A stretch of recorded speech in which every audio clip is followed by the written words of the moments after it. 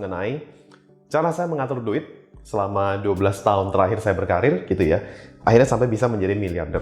Nah, ini saya pengen bahas teman-teman sehingga teman-teman mempunyai satu idea gitu atau satu insight atau satu pelajaran baru sehingga kalian bisa menerapkan juga di money management kalian ya, cara kalian ngatur duit juga.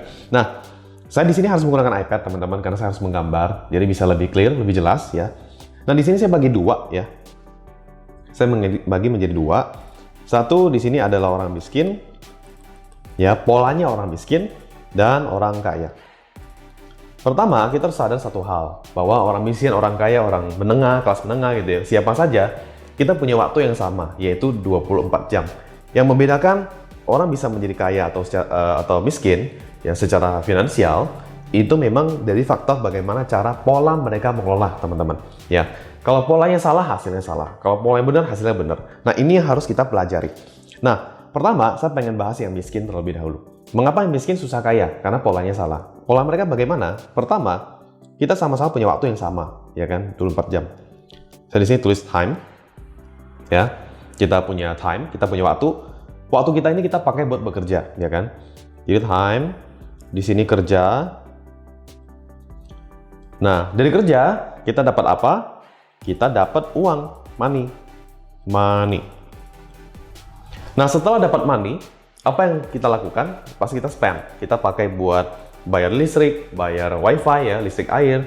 Terus kita buat beli keinginan, biaya hidup kita. Nah, dari uang ini akhirnya mungkin habis teman-teman ya. Ya, setelah bayar kebutuhan, bayar keinginan, mungkin sisa dikit dia tabung uangnya. Ya, di sini tabung. Tapi kita sama-sama tahu bahwa kalau tabung, teman-teman, uang ini akan kalah dengan inflasi. Nah, biasanya orang-orang yang tidak mengenal investasi, ya dia kan tabung. Mungkin tabungannya ini tiba-tiba kepakai, ada dana darurat, uang darurat yang harus dipakai, sehingga kepake, sehingga uang ini akhirnya apa? Habis, teman-teman. Ya, dan tabungan ini habis. Dan dia harus mengulangi pola yang sama. Jadi, harus ulang lagi. Ya, dia harus ulang lagi harus kerja lagi. Ya, dia harus ke waktunya lagi, kerja, dapat uang, tabung, dan habis. Ini mengapa susah sekali menjadi kaya. Atau bahkan banyak cerita yang sudah saya ceritakan di seri Sekolah Anak Muda Miliarder yang saya buat di YouTube channel juga. Saya cerita bahwa ada orang-orang yang dapat uang dengan sangat banyak dalam waktu yang tiba-tiba gitu ya. Karena itu uang yang tiba-tiba, sifatnya besar, miliaran, bahkan ada yang sampai puluhan miliar rupiah karena menang lotre dan lain-lain. Tapi karena pola dia ngelola uang salah, sehingga punya uang sebanyak itu tetap habis dalam waktu 10 tahun atau kurang. Karena polanya salah. Nah, pola yang benar bagaimana? Yang saya terapkan bagaimana, teman-teman? Jadi pertama, kita punya waktu yang sama, time. Ya kan? Punya waktu yang sama, kita kerja juga. Orang kaya juga bekerja. Nah, dari kerja sama, dia dapat uang, dia dapat money. Nah, bedanya adalah sebelum uangnya dipakai, dia money management terlebih dahulu. Dia kelola uangnya. Ya, saya tulis MM di sini. Dia money management. Jadi dia atur ya, saya punya uang 10 juta masuk, 4 juta mungkin buat biaya hidup, biaya kebutuhan dan lain-lain. Mungkin 1 juta buat keinginan. Sisa 5 juta mungkin 1 jutanya buat misalnya charity gitu ya. Nah, sisa 4 jutanya diinvestasikan. Jadi setelah money management, ya orang kaya ini menginvestasikan uangnya teman-teman, investasi. Nah, di sini perbedaan yang paling besarnya. Ya, kenapa mereka investasi? Kita harus tahu alasan dari investasi teman-teman, yaitu apa? Menyiapkan masa depan kita atau membeli waktu kita di masa depan sehingga kita tidak perlu bekerja lagi. Ya, sehingga kita tidak perlu bekerja lagi dapat uang, ya tapi karena kita sudah berinvestasi selama puluhan tahun sebelumnya, sehingga investasi ini makin besar sehingga bisa memberikan kita uang tanpa kita harus bekerja. Tujuan investasi adalah itu, teman-teman. Dan sebenarnya saya selalu mengatakan bahwa kita mulai lebih cepat, mulai lebih mudah, itu lebih baik. Ya, oke. Di sini saya mulai share ya. Jadi dari investasi ini, misalnya dia invest ke pasar saham misalnya. Oke. Dia belajar dulu saham seperti apa, cara investasinya gimana, dia invest saham. Let's say dia ikut program beli bank misalnya, ya yang saya buat di YouTube channel, beli bank, membeli 4 saham bank terbesar di Indonesia, ya. Di mana saham bank ini kan ada 4 saham teman-teman ya, ada 4 saham. 1, 2, 3, 4. Apa yang terjadi setelah dia punya waktu, dia kerja, dapat uang, dia money management, investasi ke saham. Tiba-tiba dia punya sumber income baru, ya kan? Yang sebelumnya hanya kerja, dapat uang, sekarang sahamnya dia juga menghasilkan uang. Ya, ini ngasilin uang, ya, semua sahamnya ini menghasilkan uang. Oke, jadi dia jadi punya dua sumber income. Ya, pertama adalah dia kerja, menukar waktu dia untuk dapat uang, tapi dia bisa kelola dengan baik, dia invest ke saham, sehingga di saham tanpa dia harus kerja, ya di sini ya, dia tidak perlu bekerja, tidak perlu, tapi langsung bisa menghasilkan uang di sini. Oke, nah jadi ini adalah idenya teman-teman, mengapa yang kaya bisa menjadi kaya. Nah, dia mungkin nggak berhenti di saham. Ya, setelah invest saham, dia terus tabung setiap bulan, mungkin dia invest ke misalnya properti, let's say, ya, dia mulai invest ke properti. Oke, saya tulis di sini.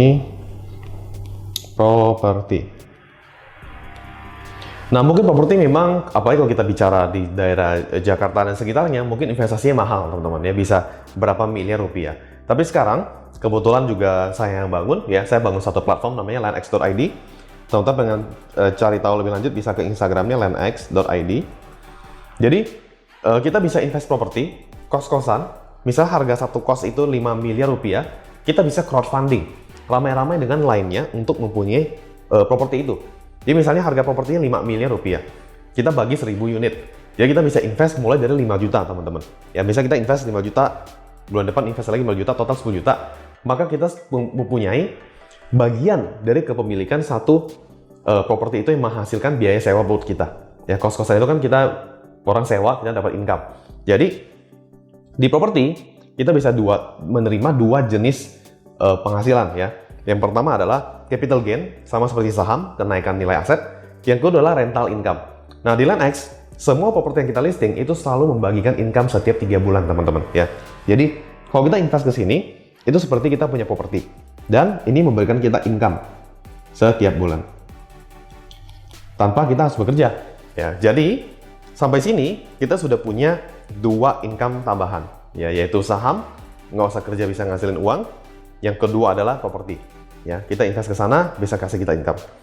Nah, mungkin misalnya kita pengen invest lagi, misalnya bonds contohnya, ya, kita punya uang tambahan, investasi kita makin besar, kita mulai invest yang lain, misalnya contohnya bonds, ya, bonds ada dua, teman-teman. Surat utang itu ada dua, ada government bonds atau corporate bonds, gitu ya. Kalau government bonds di Indonesia itu seperti ORI, kemarin ORI 17, ORI 18, itu kita 1 tahun bisa terima bunga 5-7%, ya, jadi sekitar itu. Lebih tinggi daripada deposito. Jadi kalau teman-teman pengen cari yang lebih tinggi daripada deposito, juga jauh lebih aman, karena ini punya negara, kalian bisa invest di government bonds. Atau bisa juga invest ke corporate bonds. Ya, corporate bonds ini adalah surat utang dari sebuah perusahaan, biasanya bunganya bisa lebih tinggi, 12%, 15%, 18%, sekitar itu, teman-teman, ya.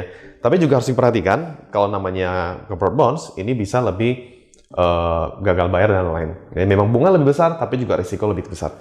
Nah, cuman kalau kita invest di bonds ini, kita terima bunga, ya, kita terima bunga sama seperti kita masuk ke deposito. Beda ini lebih tinggi saja bunganya, teman-teman. Jadi kalau kita taruh ke bonds, dapat bunga tanpa kita harus kerja, uang ini ngasilin kita bunga, gitu kan? Jadi bonds ini bisa ngasilin kita uang juga tanpa harus kerja di sini. Oke, misalnya satu corporate bonds, satu lagi government bonds di sini. Oke, sorry teman-teman, ada telepon, saya tolak dulu. Airplane mode. Oke, kita lanjut.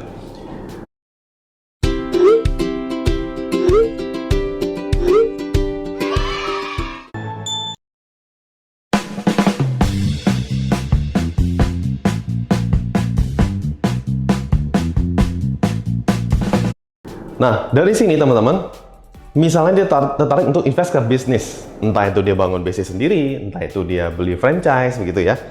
Nah, kita lanjutkan di sini. Misalnya, let's say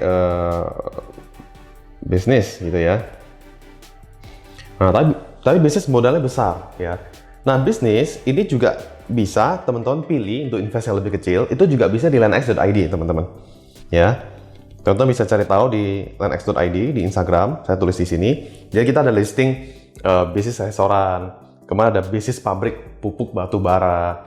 Ya ada bisnis cloud kitchen. Ya teman-teman tertarik buat invest bisnis, tapi tanpa harus ada di dalam untuk ngurusin operasional, itu bisa nanti cari tahu di lanas.id. Di sini kita sifatnya teman-teman tinggal cari konsepnya, cari bisnis yang bagus menurut teman-teman itu apa. Kalian tinggal pilih mau invest yang mana dan invest ke sana. Jadi ini bukan taruh uang ke kita terus kita atur, bukan teman-teman. Jadi ini based on kalian lebih yakin bisnis mana yang bagus, kalian invest ke sana. Kalau kalian merasa bahwa ini bisnis tidak bagus, tidak perlu invest ke sana. Ya, jadi konsep kita lanas.id itu seperti itu, teman-teman. Ya, jadi kalau misalnya kalian invest juga di sini, saya nanti kita ada listing untuk restoran.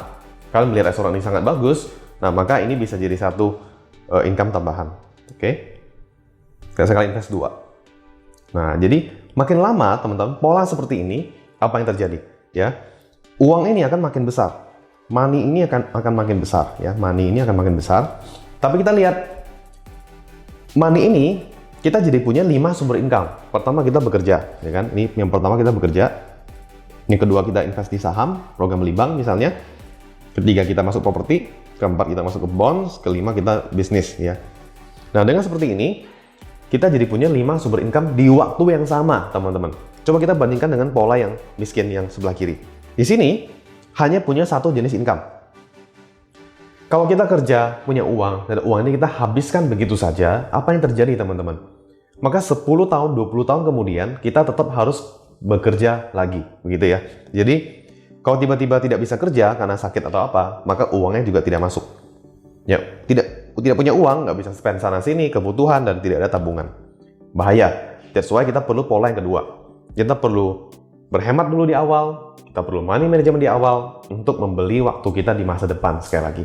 Nah, di sini kita lihat pola yang kaya. Kalau misalnya teman-teman tiba-tiba tidak bekerja, oke, saya coret kerjanya, entah itu memang faktor tidak bisa kerja atau faktor karena keinginan untuk tidak bekerja.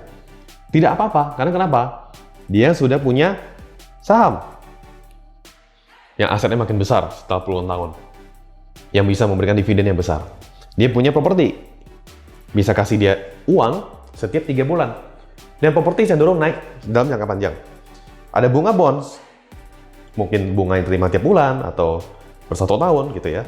Ada bisnis yang berjalan, yang bisa kasih income setiap 3 bulan. Nah, jadi tanpa bekerja di satu hari sudah tidak menjadi satu masalah, karena dia sudah punya income tambahan lainnya. Jadi teman-teman, mengapa yang kaya semakin kaya? Bagaimana saya pribadi ngatur duit dari dulu? Ini adalah seperti yang ini, teman-teman. Di waktu yang sama-sama 24 jam, tapi orang kaya ini bisa punya mungkin minimal 5 atau bahkan lebih jenis income yang berbeda masuk ke rekening dia, ke tabungan dia di waktu yang sama. Nah, ini akan membuat kita semakin kaya. Oke, teman-teman, saya harap video ini bisa bermanfaat buat kalian. Dan kalau misalnya video ini bisa tembus minimal 5.000 likes gitu ya, bisa tembus 5.000 likes, saya akan bongkar income saya, ya, dimana uang saya